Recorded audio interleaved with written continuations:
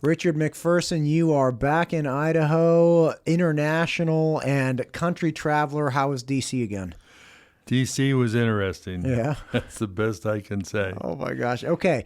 What are we talking about today? And by the way, the support for this series, I just want to say thank you again. The support for this series continues to pick up.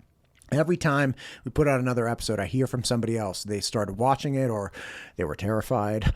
It's like, I got a text from a good friend after one of the episodes when we were talking about the vulnerability of our electrical system, gas lines, transmission lines. And he was like, Richard is kind of terrifying. Well, So, I want you're to doing a good revisit job. that in a little bit. Okay. Because it came up in Washington, D.C., and it also came up in the last 2 days at the Idaho National Laboratory.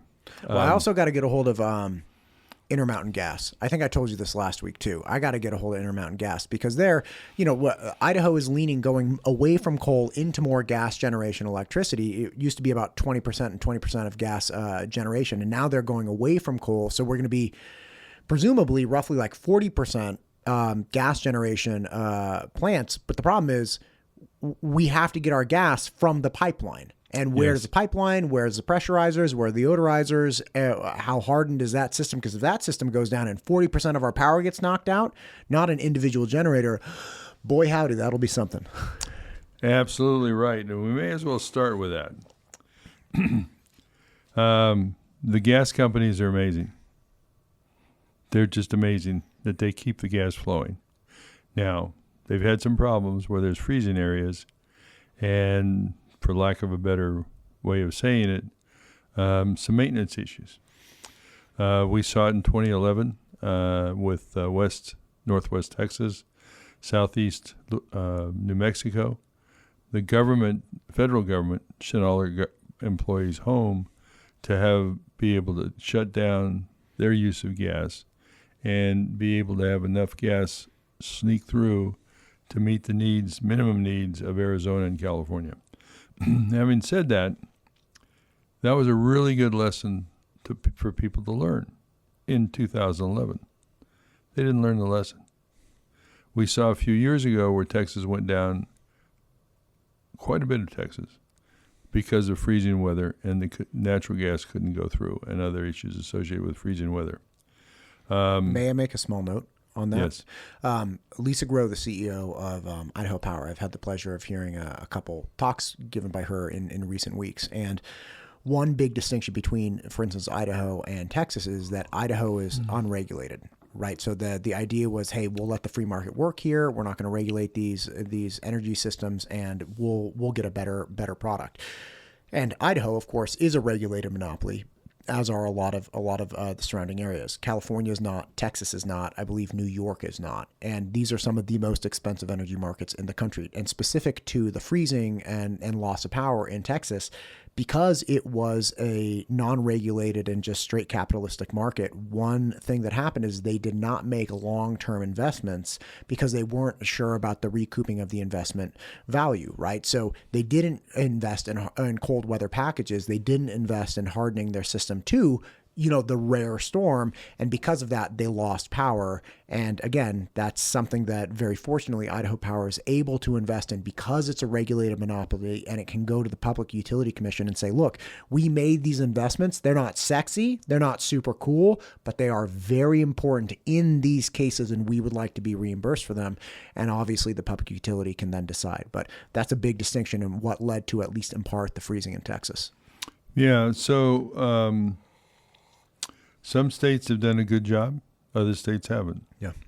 And I think a lot of it does have to do with whether it's regulated or non-regulated. I really do. I know people who work in all those companies. Williams Pipeline comes through here. We have an offshoot of that we get our gas from. Right now, the use of natural gas is going up. About 50% of the electricity in the United States comes from natural gas. It's got to get through these pipelines, maybe 3 million miles of pipelines. But those 3 million miles of pipelines just don't sit there. It has to be pumped through there. There's something like probably 15,000 compressor stations in the United States. every one of them makes natural gas vulnerable.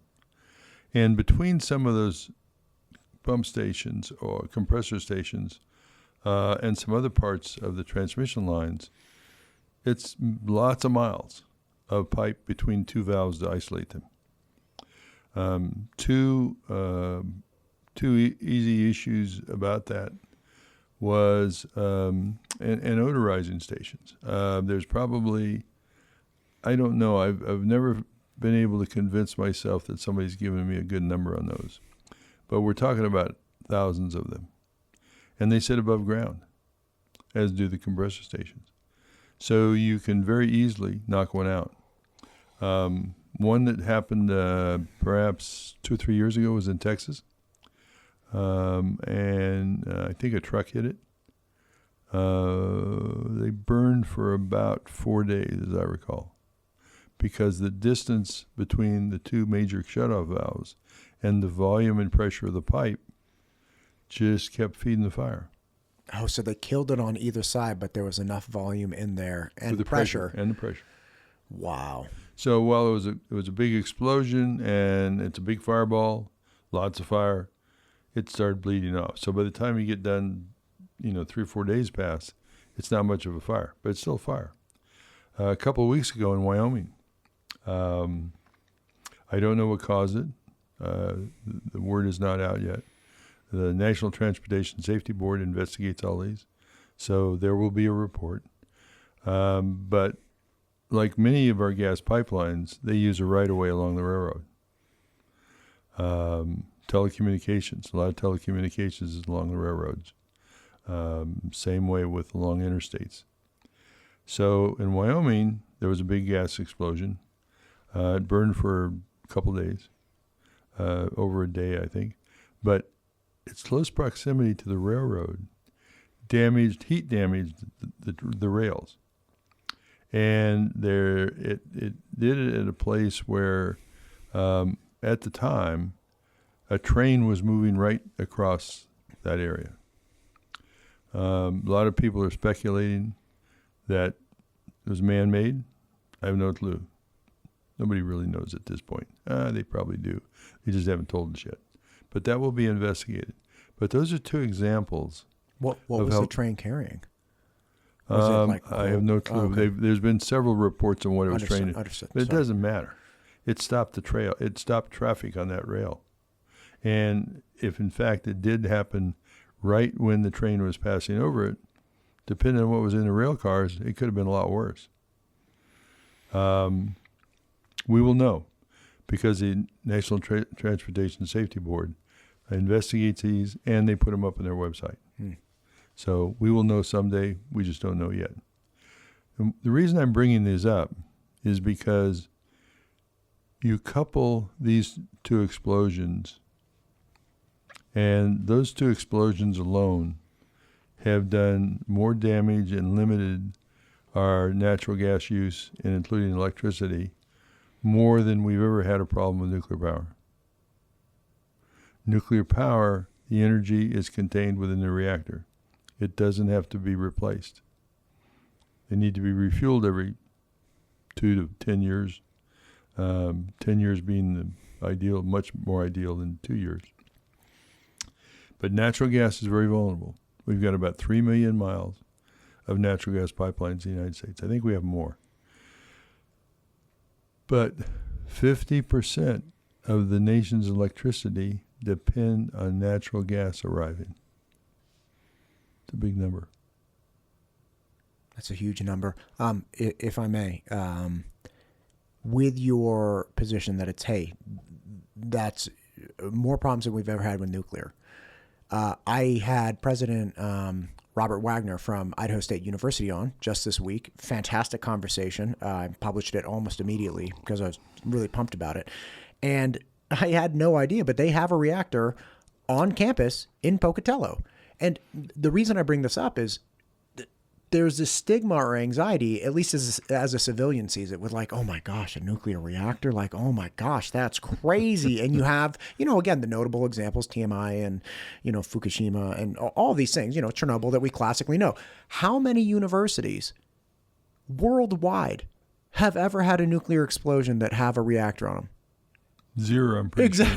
Exactly. So all these universities, Pocatello, Idaho, not a place that I would be like, gee, I was like, okay, does Berkeley have a reactor? Yeah, I think they have one like under the football stadium or something. Like a lot of places have reactors that are there for research. But even Pocatello, Idaho State University, they engage in lots of nuclear research and training and whatnot. They have a reactor. Never a fatality, never a meltdown, never an oh my gosh. It's like, you know what's interesting? There's an anxiety with electric vehicles, not because of the battery technology, but engines. People are like, how reliable are electric engines? Like, I don't know. We know internal combustion engines, and you get like, no, they're pretty reliable. And the question's always like, well, how do you know? It's like, do you have a refrigerator? When's the last time you worried about the Good engine? analogy. When's the last time you worried about the engine, the electric engine that turns the fan and the compression cycle and everything in your refrigerator? Those things run 24 hours a day, often a cycling off and on, but they run. I have a refrigerator. It's gotta be like 30 years old. I've never messed around with this thing. It just runs like clockwork.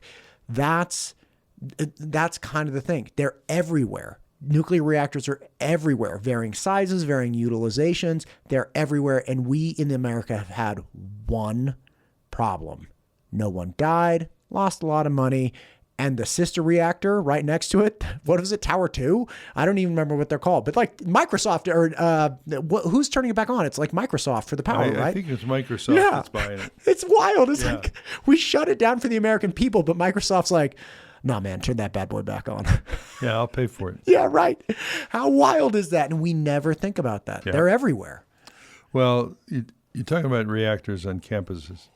Back in the mid-'50s, Ed Teller, who's given credit to be the father of the hydrogen bomb, was involved with a team in San Diego. Company was called GA, or Gulf Atomics at the time. And they designed and built the trigger reactor. I think there were 66 of them at one time around college campuses and in research centers. I think there's still, 40, 50 of them. What's a trigger reactor? That's the name of it. It's called the trigger reactor. And it's just a nuclear reactor. It's just a small nuclear reactor. Yeah. They're everywhere. And people don't even know that their kids are going to school at a university that has a nuclear reactor on it. 2 floors down, it's just burning down there, baby. And there's only one that I've spent any time on, and that was the one out at University of Oregon, or Oregon State, I guess, and whatever it is, it's the one in southern, or sort of southern, or I don't know. Anyway, it's Oregon State University, I think, and the reason I was there was because the woman who is in charge of the educational program there, I took her to Fukushima with me. I did that. I took 2 people with me. I took her because Dr. Kathy Higley is one of the most knowledgeable people I've ever met in education about nuclear. And that's why I took her. Her husband runs the trigger reactor there. And so she set me up with him, and I spent time with him a couple times.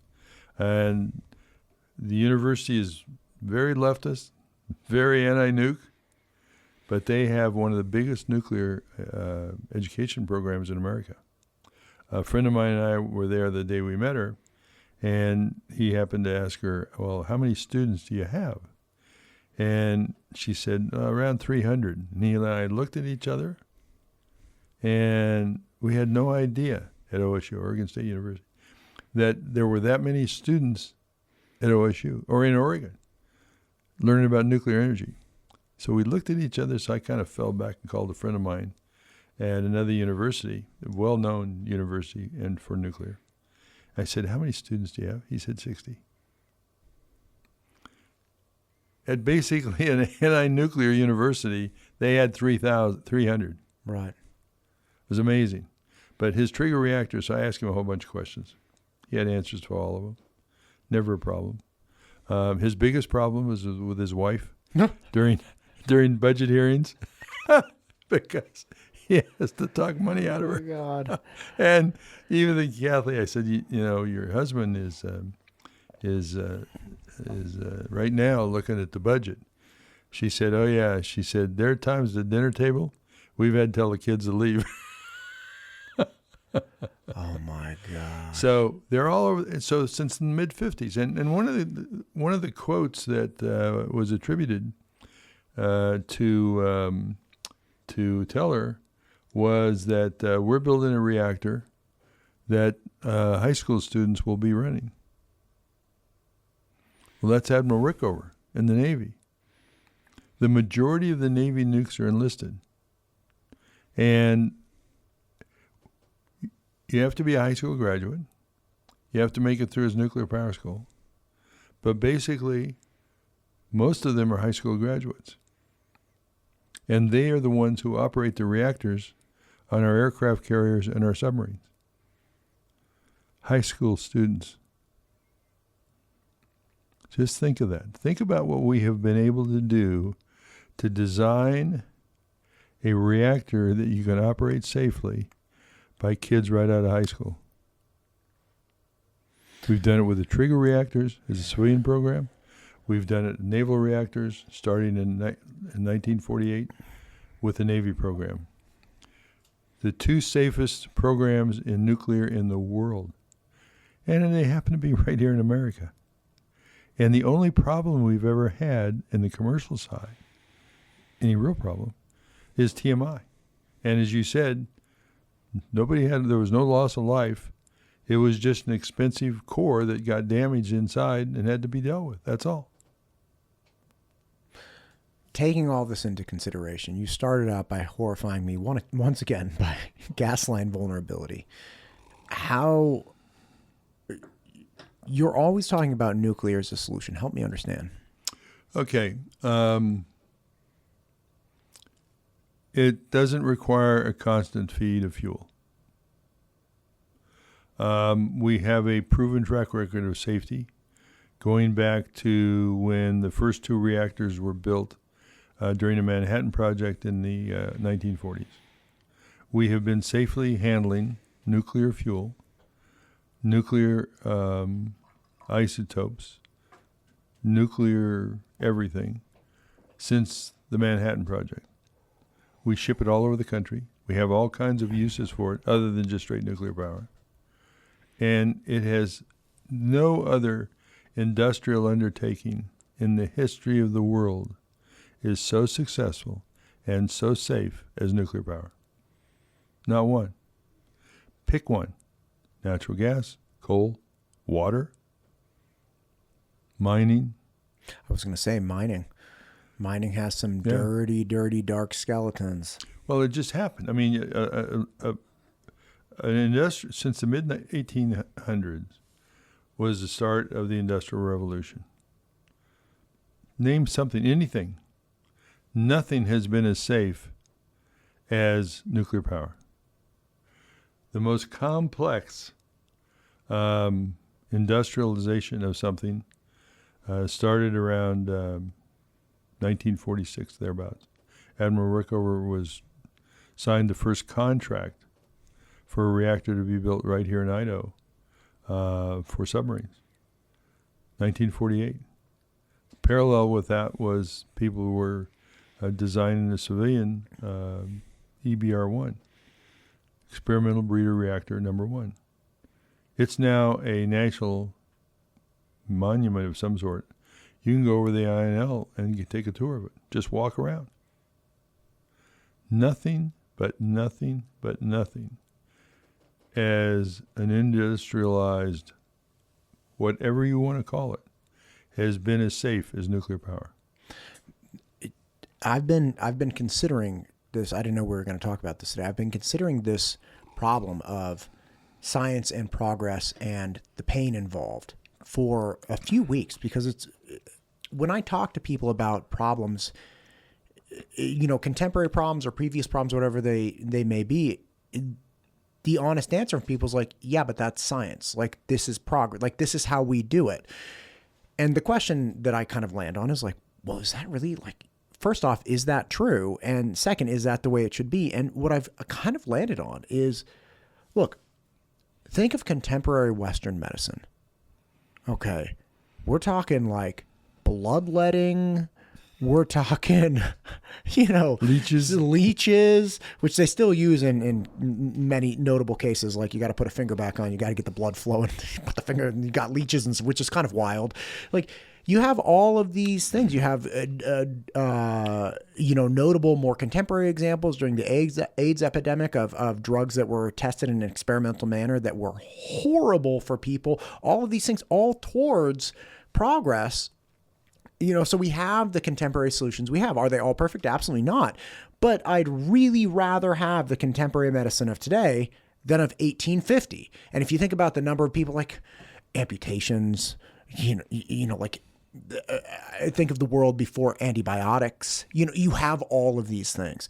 There's no way we get past the first bone saw during like a civil war or something where it's like, no, we're going to saw that bad boy off. Yeah. Right.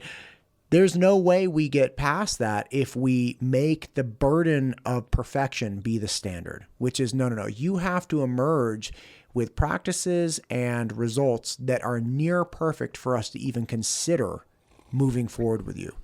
And that's the standard that nuclear has been held against. Now, mind you, its record near perfect in the United States speaks for itself. Speaks for it. 0 fatalities. You want to talk about mining incidents? You want to talk about anything? It's like, okay, there's nothing that's safer than this. What is it that requires absolute perfection without further exploration? Well, it's very simple. Right after President Eisenhower gave his speech, Atoms for Peace speech, in New York on December the 8th, 1953, the Soviet Union, through their communists in the United States and around the world, started putting misinformation out about nuclear power, and it continues today. And the industry, the nuclear power industry, the financial community that's involved in nuclear power, the politics that are involved in nuclear power, none of them have done an adequate job taking the knowledge that they know how safe nuclear power is and educating the public about how safe nuclear power is. You are the first person who consistently is trying to do that. Okay? I was in the San Diego section of the American Nuclear Society. The second year I was in there, which was 76 or 75, they elected me to be the head of education. The woman who had created it, Chris Worsham, had done a really good job. I don't recall why they elected me, but they did. All I did was carry on her work. But I expanded it. I went to the head of the County Board of Education in San Diego. I went with her and another person, and he had been against having it in schools. I was able to talk him into letting us volunteer our time and go to schools and teach about a 1-hour course in radiation, naturally, and electricity. What is it? Where does it come from? He would only do that if we took a payment. I think it was $40. We didn't want to $40, but that was one of the things. He also insisted that it could only be in certain schools, and those certain schools were schools where gifted children went. The gifted children aren't the problem. The average child's the problem. The average family's the problem, because they have heard this misinformation, and they believe it. We gave it to kids in school, and we agreed because we had, sure, it's the only way we could do it. And it was amazing. I gave several of the lectures myself, and it was amazing the questions that we got asked, but we had an answer for them. Not only that, but when in the one that was electricity, what is it? We had a map of the southwestern United States. And the guys at GA Technology that were in the American Nuclear Society, they built a small boiler that was heated. The water inside was heated with a Bunsen burner on a little thing, and a little turbine and a light bulb. And then we get questioned by somebody in the school district. Well, that's the thing that's dangerous to be in the schools. So the guys at GA calculated calculated the pressure that it would take to blow this thing up. And they made it so thick, and the outlet was bleeding off. They made it so thick that it was like 100 and some thousand pounds pressure. But yet we could take it into school and we could show them how with a boiler with water could turn this turbine and do this light bulb. And they understood better. They understood better than what they knew before, and that if you turn on that switch, you get electricity and lights. Right. It's where we are today. You turn on that light switch and you get electricity. And that's about as far as anybody knows. They don't really know about coal. They don't know about natural gas. They don't know about hydro. They don't know about nuclear. They think they know about wind and solar, which are both losers, and we have way more natural resources being used for them than we do the others. It's an educational problem. And like I said, you are the only person that I know. I've been in this business since '63. You're the only person in media that I know that's trying to get the truth out and tell people about nuclear power and especially electricity. Electricity is the number one issue in the United States, by far.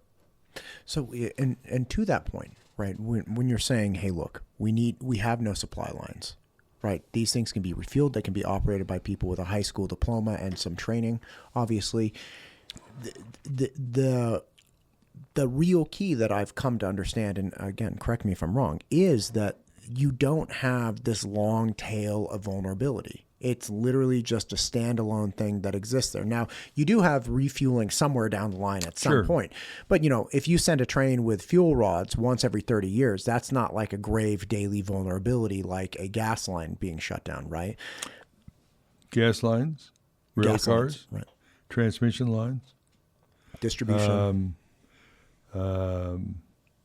Fossil fuels as a category. Crude oil, natural gas, and coal. All of them are too valuable to be burning the way we do. Now, natural gas heats so many homes that we need natural gas to heat homes. We don't need natural gas to power boilers or gas turbines or whatever. We don't need coal to be powering boilers. We don't need crude oil to be powering diesel engines and other power plants. Those things are so valuable that we need to cut back on the use of them as a consumable item, natural resource, to power our electricity system. Natural gas and crude oil got a lot of research done, looked at very closely as a result of World War I and World War II, where we taught a lot of people how to fly, drive ships, drive trucks, etc. And it bypassed coal because the sudden need was for a wartime effort in both cases, where we had to have something that came out of petroleum. Natural gas was a waste product, was a waste stream. But people said, well, wait a minute, we can use this in homes and industrial processes. Well, we still need them. But they are such a finite resource compared to uranium and thorium. Yeah. They're so valuable, and we really need to do a lot more research in coal. It got bypassed. A friend of mine who's a world-renowned nuclear physicist, he's passed away now, he came up with something called the liquid from coal process under round 3 of the Department of Energy's Clean Coal Technology Demonstration Program. He came up with the ideal process because it removed the volatiles out of coal in the Powder River Basin over in Wyoming, and now it had this liquid, what's called liquids from coal. And that's the CDL, right? Coal-derived liquid. Coal-derived liquid. Yeah. And the first train load, or the first boiler, somewhere Ohio or Pennsylvania or something, they got some of the coal, said, I'll buy every bit you can produce. They could only produce 1,000 tons a day. But they said, we'll take every pound you got. So now you got this coal-derived liquids, and it never had a chance to be really looked at because the Department of Energy, like with so many programs they have, They start a program and then they don't follow it through with private industry. They like to spend the taxpayers' money, and they like to get notoriety for doing that. But the real notoriety comes from continuing that project, like the coal-derived liquid project or liquids from coal project. Two people that were involved in that, the two people that found out that we could convert coal through the process from a low-rank coal, which is subbituminous coal, to bituminous coal, in an hour, the equivalent of 100 years in the ground. They're both passed away, both of them good friends of mine. And it wasn't continued on. Coal has so much more to offer. Now, in the coal-derived liquids they had, they gave it to two friends of theirs that didn't know each other, two private research labs. Said, we'd like you to tell us what's in this coal-derived liquid. And what do you think the value is? Turned out that there's so much in there, and they valued it at $2 a pound. $2 a pound. And they were making 100,000 tons of coal. 1,000 tons of new coal. But it turned out when you calculate the equivalent of the coal-derived liquid, the coal-derived liquids was worth more than the coal itself. And that's never been expanded. So bottom line is, not only does nuclear offer an opportunity to cut the supply chain problems and the vulnerabilities there, right, that tack on to fossil fuels, but there are utilizations for fossil fuels that will never be explored further if we're always reliant on them until they're exhausted, obviously, right, to again, generate power. Yeah, I don't know what the numbers are now, but I was asked to write an article for the National Defense Industrial Organization or something like that back in 2010. And since I'm writing an article that will be read by people, I can only allow myself to use what is published. Not what I know, but what is published. So I did for natural gas, coal, oil, and nuclear. And I don't even think I did nuclear on that one. But it was less than 100 years supply of coal, less than 100 years supply of crude oil, less than 100 years supply of natural gas. Now, all of those numbers have increased since then because of better exploration, better exploitation, sure, et cetera. But the president of Toyota, in a roundabout way, wanted to meet me. And in 2010, I got a chance to spend the better part of a day with him. Now, they have done calculations on how much fissionable material do we have in the world. And looking at the world's projections of people, he told me that we have over 3,000 years of fissionable material for the world right now. 3,000 years. Coal, natural gas, and crude oil don't even come close. Don't even come close. 3,000 years. If we continue on, we experiment, we come up with better designs. Over 3,000 years. And it's not vulnerable to all the other things, such as natural gases, right, which which we depend upon 50% of our electricity. It's crazy. It's absolutely nuts that we don't have nuclear-powered electricity like we should have today. When I left the International Atomic Energy Agency, there were 6 nations involved. Each one of us had to write a separate letter to Hans Blix, the Director General, and tell him what we had learned. Over and above the report we wrote, which he wouldn't release, by the way, he said it was too much information about nuclear power. But what he had us do was he had us each write a summary letter to him. And just dawned on me the other day what I wrote, among the things I wrote. And I said at the time, we are 4 decades behind using nuclear for electricity than we, at the time. Last couple of days ago at this conference up at the Idaho National Laboratory, I told those people about that story. I also told them today we're 7 decades behind where we should be in the use of nuclear power to generate electricity. You've mentioned the Western Governors Conference. Yes. we optimistic after that?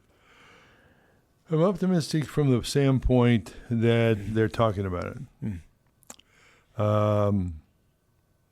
There are some things that were good that they were talking about, but at the same time, there wasn't the level of discussion by people who are actually in the business. A lot of government people there, but not people who are really in the business of using nuclear power to generate electricity or thermal energy. That's the biggest weakness of that conference. They say they're going to have 3 or 4 more. Next one's going to be in Denver.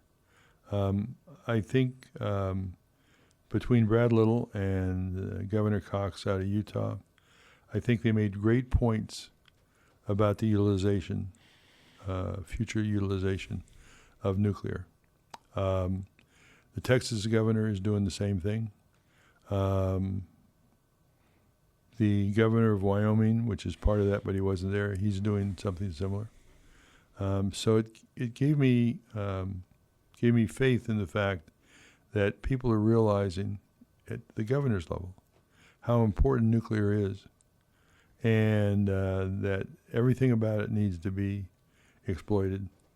So that's the biggest positive that came out of it. Anything else for the day? I think we did a good one today. I think we did a good one.